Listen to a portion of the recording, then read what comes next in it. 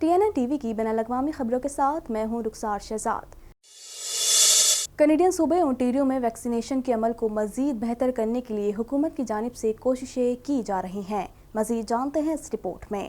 Canadian صوبے Ontario میں vaccination کے عمل کو مزید بہتر کرنے کے لیے حکومت کی جانب سے کوششیں کی جا رہی ہیں۔ اس سلسلے میں حکومت کی جانب سے ہاٹ اسپاٹ علاقوں میں موبائل ویکسین یونٹ قائم کیے گئے ہیں۔ صوبائی حکام پر امید ہے کہ مئی کے اختتام تک 65% بالغ افراد کو ویکسین کی پہلی خوراک دے دی جائے گی۔ حکام کی جانب سے کہا گیا ہے کہ رواں ہفتے سے وفاقی حکومت کی جانب سے ویکسین کی فراہمی میں اضافے کے ساتھ ہی اونٹاریو حکومت ہاٹ اسپاٹ علاقوں، مخصوص کمیونٹیز اور چھوٹے اور درمیانے درجے کے کاروباروں کے لیے موبائل ویکسین یونٹس کے اجرا کے ساتھ اپنے ویکسین کی تقسیم کے منصوبے میں مزید توسیع کر رہی ہے۔ یہ موبائل یونٹ ٹورنٹو، یارک اور پیل میں ایسے انتخابی کاروباری اداروں پر ویکسین کی پیشکش کرنا شروع کر دیں گے جن کے ملازمین جو گھر سے کام نہیں کر سکتے، ان میں وبا پھیلنے کا خطرہ ہے۔ ہر پبلک ہیلتھ یونٹ چھوٹے سے درمیانے درجے کے کاروبار کا تعین کرے گا جہاں موبائل یونٹ تعینات کیے جائیں گے۔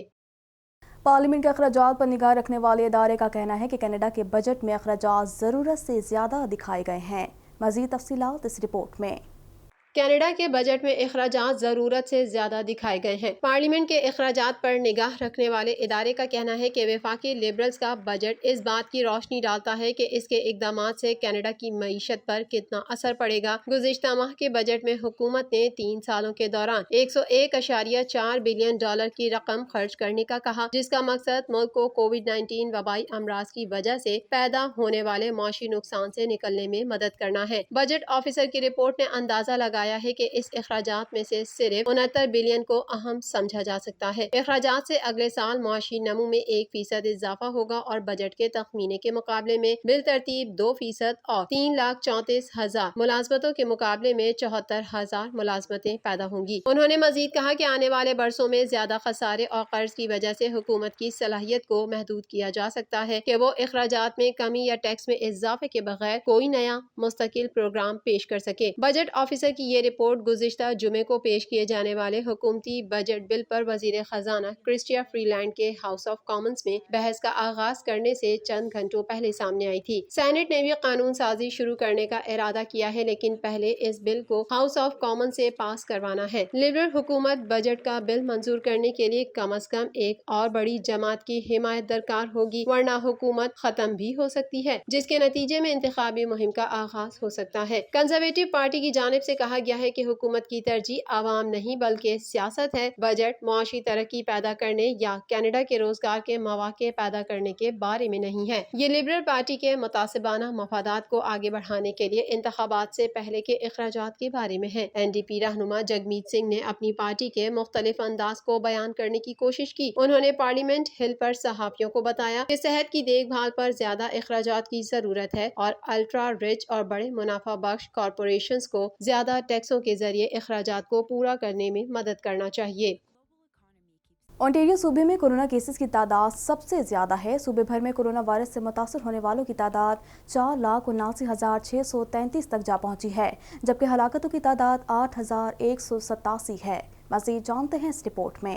کینیڈا بھر میں کورونا کے وار تیزی سے جاری۔ کینیڈا بھر میں کورونا کے مریضوں کی مجموعی تعداد 12,57,328 تک جا پہنچی ہے، جبکہ ہلاکتیں 24,450 ہو گئیں، جبکہ 11,51,207 افراد صحت یاب ہو چکے ہیں۔ اونٹاریو صوبے میں کورونا کیسز کی تعداد سب سے زیادہ ہے۔ صوبے بھر میں کورونا وائرس سے متاثر ہونے والوں کی تعداد 4,79,633 تک جا پہنچی ہے، جبکہ ہلاکتوں کی تعداد 8,187 ہے۔ کینیڈا میں کورونا وائرس کے سبب سب سے زیادہ ہلاکتیں کیوبیک صوبے میں ہوئی ہیں، جہاں کورونا وائرس کے مجموعی کیسز کی تعداد 3,54,390 ہے، جبکہ صوبے میں کورونا وائرس کے باعث ہونے والی ہلاکتوں کی تعداد 10,964 تک پہنچ چکی ہے۔ کینیڈین صوبے البرٹا میں کیسز کی تعداد 2 لاکھ سے تجاوز کر گئی۔ صوبے میں 2,924 افراد کورونا وائرس سے متاثر ہوئے ہیں، جبکہ 2,102 افراد ہلاک ہو چکے ہیں۔ برٹش کولمبیا میں کیسز کی تعداد 1,32,925 ہو چکی ہے، جبکہ صوبے میں کورونا وائرس سے ہونے والی ہلاکتوں کی تعداد 1,594 ہے۔ کینیڈا بچوں کو کورونا ویکسین دینے والا پہلا ملک بن گیا۔ کینیڈا میں بچوں کو کورونا ویکسین دینے کی منظوری دے دی گئی۔ مزید جانتے ہیں اس رپورٹ میں۔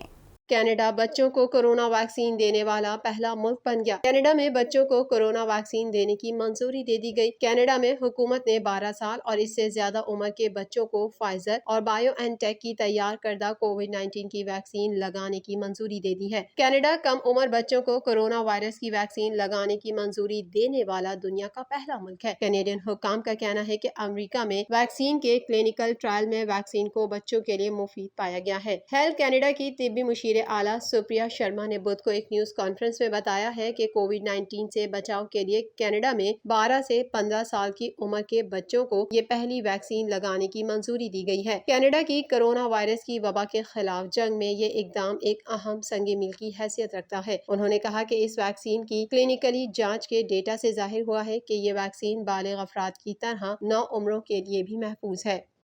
سابق امریکی صدر ڈونلڈ ٹرمپ نے اکاؤنٹ پر پابندی برقرار رکھنے کے فیس بک کے فیصلے کو ذلت آمیز قرار دے دیا۔ اس حوالے سے مزید جانتے ہیں۔ سابق امریکی صدر ڈونلڈ ٹرمپ نے اکاؤنٹ پر پابندی برقرار رکھنے کے فیس بک کے فیصلے کو ذلت آمیز قرار دے دیا۔ فیس بک نے ٹرمپ کے اکاؤنٹ پر پابندی برقرار رکھنے کا فیصلہ کیا ہے، جس پر رد عمل میں ٹرمپ کا کہنا تھا کہ ٹویٹر، فیس بک اور گوگل کا اقدام تضحیک آمیز اور ہمارے ملک کے لیے پریشان کن ہے۔ امریکی ووٹرز آزادی اظہار پر پابندی کے اقدام کی حمایت نہیں کریں گے۔ سابق صدر ٹرمپ کے امریکی انتخابات میں جیت کے غلط دعووں پر سوشل میڈیا ویب سائٹس نے ٹرمپ کے اکاؤنٹس بند کر دیے تھے۔ امریکی صدر جو بائیڈن افغانستان میں امن کے لیے پاکستان کے کردار کے معترف ہو گئے۔ انہوں نے کہا افغان جنگ کے خاتمے اور پرامن معاہدے میں پاکستان کا کردار اہم رہا ہے۔ مزید جانتے ہیں اس رپورٹ میں۔ امریکی صدر جو بائیڈن افغانستان میں امن کے لیے پاکستان کے کردار کے معترف ہو گئے۔ انہوں نے کہا کہ افغان جنگ کے خاتمے اور پرامن معاہدے میں پاکستان کا کردار اہم رہا ہے۔ تفصیلات کے مطابق اپنی حکومت کے 100 دن مکمل ہونے پر ڈیموکریٹ رہنماؤں سے آن لائن گفتگو میں صدر بائیڈن نے کہا کہ افغانستان میں امن کے لیے مستقبل میں بھی پاکستان کا اہم کردار رہے گا۔ ان کا کہنا تھا کہ ماحولیاتی تبدیلی کے مسئلے پر امریکہ نے تمام اقوام کو اکٹھا کر کے اہم پیش رفت کی ہے۔ اس موقع پر ڈیموکریٹ رہنما طاہر جاوید کے سوال پر انہوں نے کہا کہ امریکہ میں مسلم بین کے خاتمے سمیت تمام وعدے پورے کر دیے اور آئندہ بھی تمام وعدے پورے کروں گا۔ واضح ہے کہ افغانستان سے متعلق امریکی صدر جو بائیڈن کے فیصلے کے بعد امریکہ اور نیٹو نے افغانستان سے باقاعدہ انخلا کا آغاز کر دیا ہے۔ 29 اپریل کو نیٹو اتحاد کے ایک عہدیدار نے بتایا تھا کہ نیٹو نے صدر جو بائیڈن کے امریکی افواج کو وطن واپس لانے کے فیصلے کے بعد افغانستان سے اپنے مشن کی واپسی کا آغاز کر دیا ہے۔ امریکی اور نیٹو فوجیوں کا انخلا 11 ستمبر تک جاری رہے گا۔ یاد رہے کہ صدر بائیڈن نے گزشتہ ماہ کہا تھا کہ امریکی فوجیوں کا انخلا 11 ستمبر تک مکمل ہو جائے گا۔ یہ امریکہ میں 9/11 حملوں کے 20 برس مکمل ہونے کی تاریخ ہے۔ مائیکروسافٹ کے بانی بل گیٹس اور ان کی اہلیہ ملنڈا گیٹس نے 27 برس بعد علیحدگی کا اعلان کر دیا۔ یہ دنیا کی سب سے مہنگی طلاق ہوگی۔ مزید تفصیلات اس رپورٹ میں۔ مائیکروسافٹ کے بانی بل گیٹس اور ان کی اہلیہ ملنڈا گیٹس نے 27 برس بعد علیحدگی کا اعلان کر دیا۔ یہ دنیا کی سب سے مہنگی طلاق ہوگی۔ غیر ملکی خبر رساں ادارے کی رپورٹ کے مطابق 145.4 ارب ڈالر کے مالک بل گیٹس اور ان کی اہلیہ کے درمیان اثاثہ جات کی تقسیم کا معاہدہ پہلے سے طے نہ ہونے پر عدالت نے دونوں میں مساوی دولت تقسیم کرنے کا حکم سنا دیا۔ امریکی میڈیا کا کہنا ہے کہ عدالتی فیصلے کے تحت ملنڈا گیٹس کو 100 کروڑ روپے ملیں گے۔ میڈیا رپورٹس کے مطابق دنیا کے چوتھے امیر ترین انسان بل گیٹس کی ملکیت میں امریکہ کی زرعی زمین کا سب سے بڑا حصہ ہے، جبکہ 18 مختلف ریاستوں میں 2,42,000 ایکڑ زمین ہے اور 5 ریاستوں میں گھر، جہازوں اور کاروں کا بیڑا اور آرٹ کے مجموعے موجود ہیں۔ مائیکروسافٹ کے بانی کی یہ دولت ان کی اہلیہ ملنڈا گیٹس کے درمیان برابر سے تقسیم ہوگی، جو 1980 میں بل گیٹس سے ملی تھی۔ اس وقت ملنڈا مائیکروسافٹ میں ملازمت کرتی تھی۔ امریکی میڈیا کا کہنا ہے کہ بل اور ملنڈا سے 3 بچے ہیں اور دونوں میاں بیوی مل کر بل اینڈ ملنڈا گیٹس فاؤنڈیشن چلاتے ہیں۔ خیال رہے کہ اس سے قبل دنیا کے امیر ترین شخص جیف بیزوس اور مکینزی کے درمیان ہونے والی طلاق دنیا کی مہنگی ترین طلاق تھی، جس میں مکینزی کو 55 کروڑ روپے سے زائد کی رقم ملی تھی۔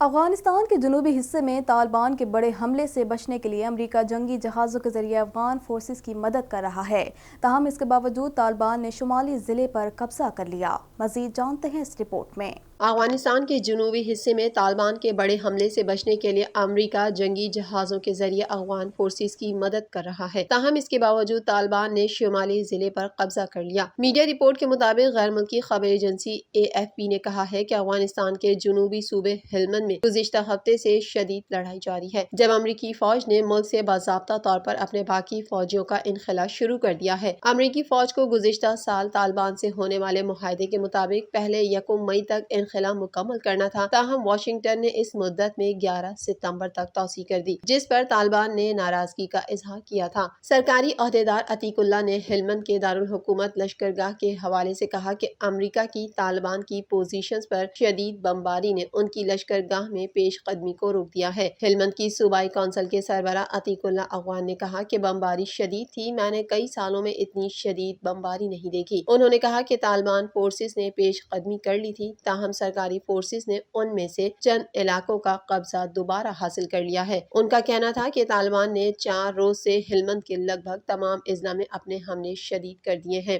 امریکی دفاعی عہدیدار نے سرکاری فورسز کی فضائی مدد کی تصدیق کی۔ انہوں نے کہا کہ ہلمند اور ملک کے دیگر خطوں میں افغان فورسز کی مدد سے امریکی فوج فضائی بمباری میں اہداف کو ٹھیک نشانہ بنانے کا سلسلہ جاری رکھے گی۔ افغان فورسز اور امریکی فوج کی کارروائیوں کے باوجود طالبان نے شمالی صوبے بغلان کے ضلع برقہ پر قبضہ کر لیا ہے۔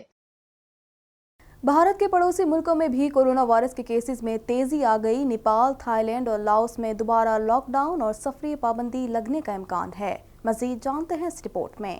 عالمی وبا کرونا وائرس کے سبب دنیا میں 15,58,27,000 سے زائد افراد متاثر اور 32,55,399 افراد ہلاک ہو چکے ہیں۔ دنیا بھر میں کورونا سے صحت یاب ہونے والوں کی تعداد 13,32,54,000 سے زائد اور فعال کیسز کی تعداد 1,93,17,000 سے زائد ہے۔ امریکہ میں کورونا سے مرنے والوں کی کل تعداد 5,93,148 تک پہنچ گئی ہے، جبکہ 3,35,21,244 متاثر ہیں۔ بھارت میں کورونا وائرس کے نئے کیسز اور اموات کا نیا ریکارڈ بن گیا۔ بھارت میں گزشتہ 24 گھنٹوں کے دوران 4,12,000 کیسز، 3,980 اموات رپورٹ ہوئی۔ دوسری جانب بھارت کے پڑوسی ملکوں میں بھی کورونا وائرس کے کیسز میں تیزی آ گئی۔ نیپال، تھائی لینڈ اور لاؤس میں دوبارہ لاک ڈاؤن اور سفری پابندی لگنے کا امکان ہے۔ امریکی محکمہ خارجہ نے غیر ہنگامی امریکی سرکاری ملازمین کی بھارت سے رضاکارانہ طور پر روانگی کی منظوری دے دی۔ بھارت میں کورونا سے متاثرہ افراد کی تعداد 2,10,70,000 سے زائد ہے اور 2,30,151 افراد جان کی بازی ہار چکے ہیں۔ ترکی میں کورونا وائرس سے اموات 41,883 تک جا پہنچی ہیں، جبکہ کیسز 49,55,594 ہو چکے ہیں۔ سعودی عرب اسی فہرست میں 43ویں نمبر پر پہنچ چکا ہے، جہاں کورونا وائرس سے اب تک کل اموات 7,018 رپورٹ ہوئی ہیں، جبکہ مملکت میں اس کے مریضوں کی تعداد 4,22,316 تک جا پہنچی ہے۔ پاکستانی نژاد برطانوی اداکار رز احمد کو پاکستانی ٹرک آرٹ بھا گیا، جو انہوں نے اپنے ٹویٹر اکاؤنٹ پر بھی شیئر کیا۔ مزید جانتے ہیں اس رپورٹ میں۔ پاکستانی نژاد برطانوی اداکار رز احمد کو پاکستانی ٹرک آرٹ بھا گیا، جو انہوں نے اپنے ٹویٹر اکاؤنٹ پر بھی شیئر کیا۔ انہوں نے پاکستانی آرٹسٹ کا بنایا گیا ٹرک آرٹ اپنے ٹویٹر اکاؤنٹ پر شیئر کرتے ہوئے پاکستان کے ٹرک آرٹ کی تعریف کی۔ رز احمد کی جانب سے شیئر کیا جانے والا truck art Pakistani truck artist Haider Ali نے امریکہ میں پولیس کے ہاتھوں ہلاک سیاہ فام شہری جارج فلائیڈ کو خراج عقیدت پیش کرنے کے لیے بنایا تھا۔ واضح رہے کہ گزشتہ برس 25 مئی کو منیسوٹا میں ایک امریکی پولیس اہلکار کے تشدد سے سیاہ فام امریکی شہری جارج فلائیڈ کی ہلاکت کے خلاف پوری دنیا میں تحریک چلائی گئی، جس میں ہر ایک شخص سیاہ امریکیوں کے حق میں اپنی آواز بلند کرتا نظر آیا۔ ایسے میں پاکستان کے ایک ٹرک آرٹسٹ حیدر علی نے اپنی شاندار فنی صلاحیتوں سے جارج فلائیڈ کو خراج عقیدت پیش کیا۔ کراچی میں مقیم ٹرک آرٹسٹ حیدر علی نے سیاہ فاموں کے حق میں اپنی آواز بلند کرنے کے لیے اس نے اپنے گھر کی دیواروں پر روایتی ٹرک آرٹ کے انداز میں جارج فلائیڈ کی پینٹنگز بنائی تھیں۔ تقریباً 1 برس گزر جانے کے بعد اب ان پینٹنگز کو رز احمد نے سراہا ہے۔ بالی ووڈ اداکار سلمان خان نے اس عید پر ریلیز ہونے والی فلم رادھے سے حاصل آمدنی کو کورونا ریلیف فنڈ میں استعمال کرنے کا فیصلہ کر لیا۔ मज़ीद जानते हैं इस रिपोर्ट में। बॉलीवुड अदाकार सलमान खान ने इस ईद पर रिलीज होने वाली फिल्म राधे से हासिल आमदनी को कोरोना रिलीफ फंड में इस्तेमाल करने का फैसला कर लिया। सलमान खान इस वक्त भारत में कोरोना की दूसरी लहर के दौरान फ्रंट लाइन वर्कर्स और दीगर मुतासरीन की दिल खोल कर मदद कर रहे हैं। गुज़िश्ता दिनों फ्रंट लाइन वर्कर्स के लिए भिजवाए जाने वाले खाने का मयार भी सलमान खान ने खुद चेक किया था। अब सलमान खान की प्रोडक्शन कंपनी और जी एंटरटेनमेंट ने मिलकर कोरोना मुतासरीन की मदद का ऐलान किया है। सलमान खान की फिल्म जी के अलावा दीगर प्लेटफॉर्म्स पर भी रिलीज की जाएगी, जिसकी आमदनी को कोरोना मुतासरीन की मदद और तिब्बी आलात की फरहमी में इस्तेमाल किया जाएगा। जी एंटरटेनमेंट भी भारतीय रियासत महाराष्ट्र में कोरोना रिलीफ का काम कर रही है। वाज़ेह है कि सलमान खान की फिल्म राधे 13 मई को भारत समेत दुनिया भर में सिनेमा घरों और दीगर ऑनलाइन प्लेटफॉर्म्स पर रिलीज की जाएगी।